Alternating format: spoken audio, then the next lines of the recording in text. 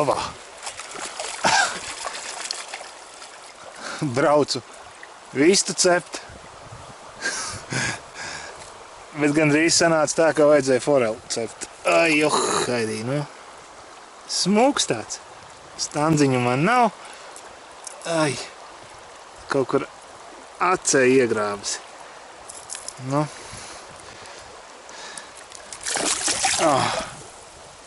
Veiksmīgi. Ķeramies pie darba. Cepsim vistu. Doma ir tepatās arī taisīt tādas nelielas improvizētas dzirnaviņas, ūdens, un uz dzirnaviņu ass būs uzprausta man vistiņa. Ūdens viņu griezīs, un krastmalā ugunskurs cepsies. Nu, redzēsim. Nu, tātad vieta ir noskatīta. Ne tā, kur es pirms tam zivi noķēru, bet, nu, nedaudz zemāk, 1,10 m zemāk. Šeit. Tāpēc, ka te ir nedaudz seklāks, man vieglāk būs darboties, un arī straumi ir pietiekami. Nu ko, jāiet ir pēc materiāliem. No kā tad mēs celsim tāds dzirnavs? Bet pirms mēs dodamies mežā, es jums gribētu kādu noslēpumu pateikt. Ja godīgi, tad es jau otro reizi mēģināšu šīs te dzirnavas uztaisīt. Pirmās, šāda konstrukcija man sanāca pirmajām dzirnavām. Kā redzat, es caur koka centru te taisīju šķēlumus un dzīnu cauri tās lāpstiņas un taisīt dubultā. Viss jau jauki, bet pietrūka vēl šeit viena lāpstiņa, nu, varbūt arī šeit. Jo kā ūdens iesmēla, tā šī te vēl nebija iekšā, ot šeit uzskatāmāk. Šī te iegāja ūdenī, bet šī te vēl nebija ūdenī. Un līdz ar to viņš tā arī apstājās. Šīs te, jā, aizgāja raiti, bet kaut kur te atkal, nu, negāja man. Tāpēc es nolēmu nemest dzirnavas krūmos, bet atgriezties vēlreiz. Es uztaisīšu nedaudz tādu savādāku konstrukciju. Netaisīšu tādas pārlāpstiņas, vienkārši koks, 8 tādi individuāli kociņi būs katram savu lāpstiņu galā un viss. Tad, nu, lūk, no šī te mēs vēl izmantosim materiālu. Tā. Tas te arī būtu mans mazais neizdevies, nezinu, noslēpums. Tā, tas ir pašas dzirnaviņas.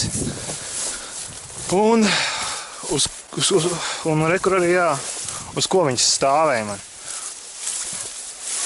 Šādi te koki bija, un es biju iedzins viņas ūdenī tā te. Un tad viņas arī man tur stāvēja. Te arī īstenībā šeit, kad dzirnava griezās, viņi tomēr gribēja ķīlēt iekšā. Es domāju, ka šeit es uztaisīšu nelielu uzlabojumu, nolikšu tādu te vēl koku, lai viņš kratās tur pa virs. Šitos arī, es domāju, vēl izmantošu, nav ko. Labi, iešu uzlikšu stutes, nu un tad taisīšu arī pašas dzirnaviņas.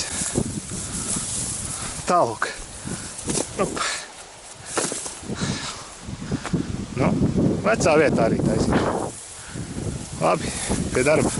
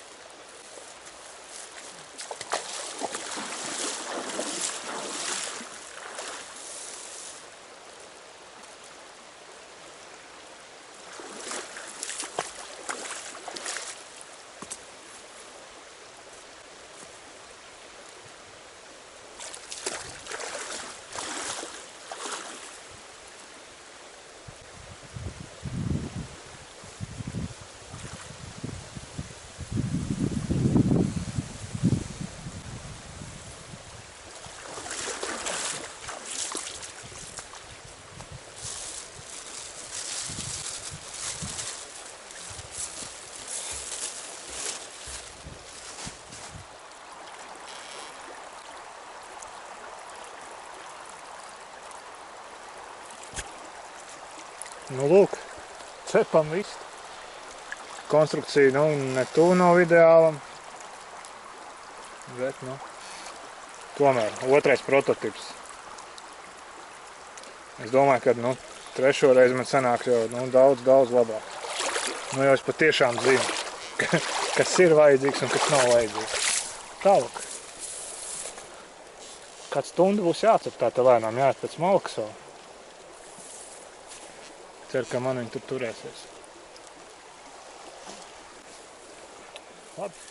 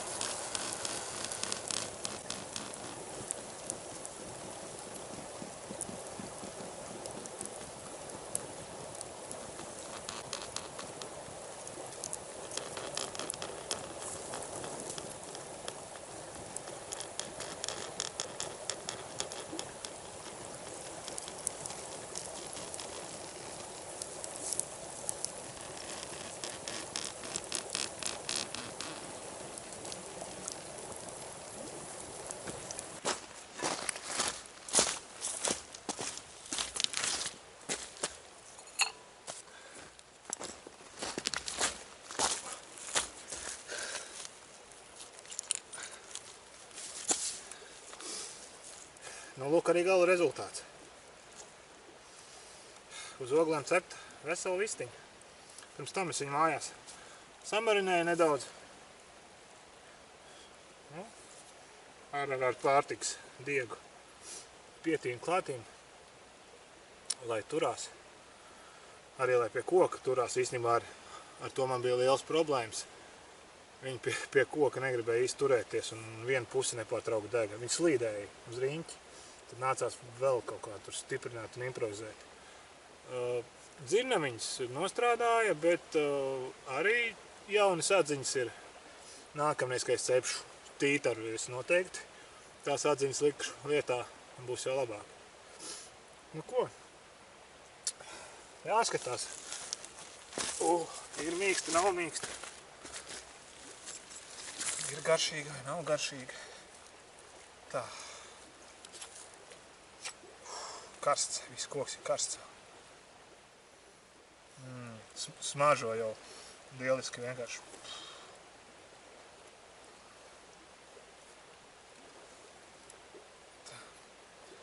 Nu, man nācās te viņu sapīt vienkārši, jo, nu, kā jau es minēju, viņi griezās uz riņķi.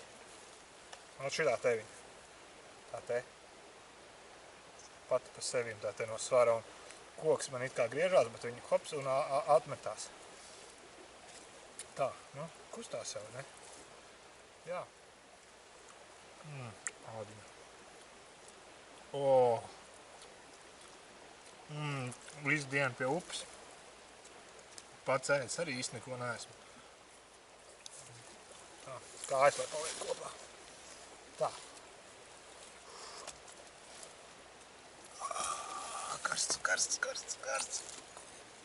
Karsts.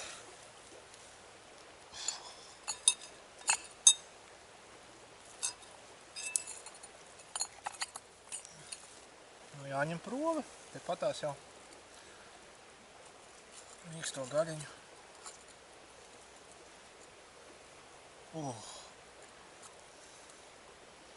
Viss ir mīksts, perfekti. Izcepies. Smažo lieliski. Smuka, balta gaļiņa.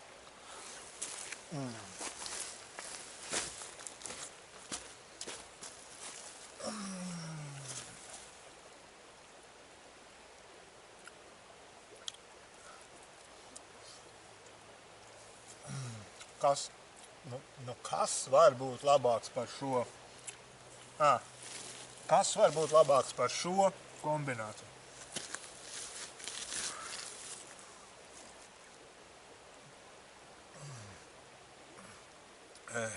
Jā, kaut cūka laikam būtu, vai labi? Tālūk.